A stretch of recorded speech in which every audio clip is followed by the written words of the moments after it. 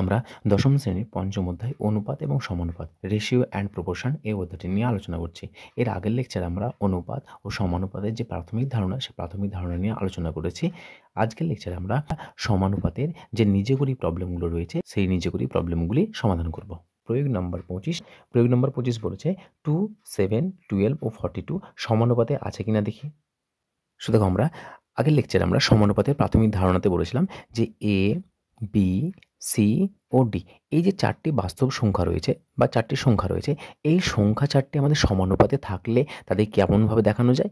এ অনুপাত B সমানুপাত C অনুপাত D, C অনুপাত ডি এইভাবে প্রকাশ করা হয় যদি সমানুপাতে থাকে। আর সমানুপাতে থাকতে হলে এই সংখ্যাগুলি আমাদের কোন শর্তে অ্যাপ্লাই করতে হবে? প্রথম দুটির অনুপাতের মান যা হবে শেষ দুটির অনুপাতের মান তাই হবে। এটা আমাদের একদম সাধারণ কনসেপ্ট। তারপরে প্রথম দুটোকে নেব, তাতে অনুপাত বের করব, যে অনুপাতের মান পাবো তারপরে সিডি পরবর্তী যে দুটি সংখ্যা থাকবে তাদের অনুপাত নেব। যদি এই দুটি অনুপাত আমাদের সমান হয়ে যায় তাহলে সমানুপাত হবে। অথবা আমরা আরও বলতে পারি যে দেখেছিলাম যে প্রান্তীয় পদদ্বয়ের গুণফল মানে এ মাল্টিপ্লাইড বাই ডি সমান যদি আমাদের মধ্য পদদ্বয়ের গুণফল হয়ে যায় তাহলেও আমাদের কি হবে? সমানুপাতে আছে বলা হবে। তাহলে আমরা যে কোনো কাজটা করতে পারি। তাহলে প্রথমে দেখে নাও যে আমাদের 2:7, দেখো প্রথম পদ রয়েছে 2, তার প্রথম পদ রয়েছে 2, দ্বিতীয় পদ রয়েছে 7, তাহলে আমাদের প্রথম দুটি পদের অনুপাত হচ্ছে আমাদের 2:7। আবার দেখো দ্বিতীয় দুটি পদ রয়েছে 12:42। একে লঘিষ্ঠ আকার নিয়ে এসো। লঘিষ্ঠ আকার না নিয়ে এলে তো আমরা এরকম আকার আনতে পারবো না, তাই না? তাহলে প্রথমে লঘিষ্ঠ আকার নিয়ে আসতে হবে। তো দেখো এটা আসছে আমাদের 6 দুগুণ 12, 6 7 42, আমরা কাটাকাটি করতে পারি এভাবে। তাহলে 2:7। যদি এখানেও প্রবলেম হয় তাহলে 12:42, এটাকে ভগ্নাংশ আকারে করে নাও 12/42। তো এটা আছে আমাদের 6 দুগুণ 12, 6 7 42, এটা আছে আমাদের 2/7, আর 2/7 মানে হচ্ছে 2:7। তো দেখো প্রথম দুটির অনুপাত 2:7, আবার শেষ দুটির অনুপাত কত আসছে আমাদের? 2:7। তাহলে যেহেতু আমাদের এই দুটি অনুপাত সমান হচ্ছে তাহলে আমরা বলতে পারবো 2, 7 ও 2, 7, 12 ও 42 সমানুপাতে রয়েছে।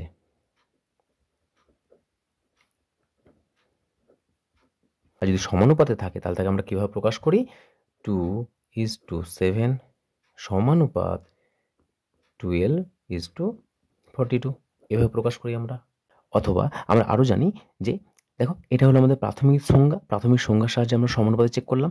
অথবা আমরা প্রথম যে পদ রয়েছে প্রান্তীয় পদ, আমরা যে প্রান্তীয় পদ রয়েছে সে প্রান্তীয় পদের গুণফল অথবা প্রথম পদ গণিত চতুর্থ পদ এই মানটা বের করব, এবং দ্বিতীয় পদ গণিত তৃতীয় পদ এই দুটির মান বের করব। যদি এই দুটির মান সমান হয়ে যায় তাহলেও আমরা বলবো এই যে চারটি সংখ্যা আছে সেই চারটি সংখ্যা কি?